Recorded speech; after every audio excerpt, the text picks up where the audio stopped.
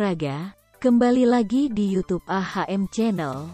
Sebelum melanjutkan menonton video ini, jangan lupa dibantu subscribe, like, komen dan share-nya untuk mendapatkan video-video terbaru di channel ini.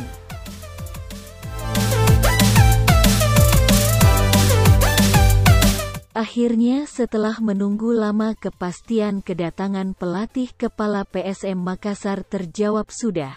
Bernardo Tavares akan tiba di kota Makassar pada Selasa tanggal 10 Mei tahun 2022 lusa.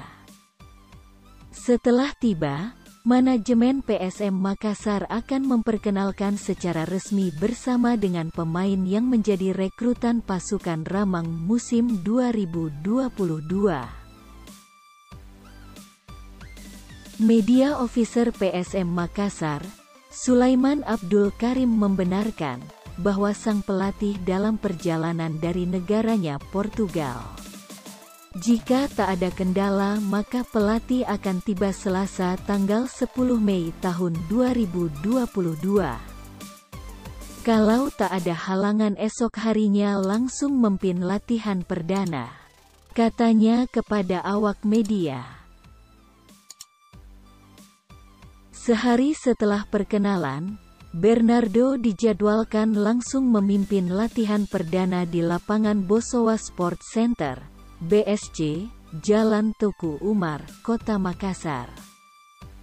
Saat latihan perdana, sejumlah pemain dipastikan akan bergabung.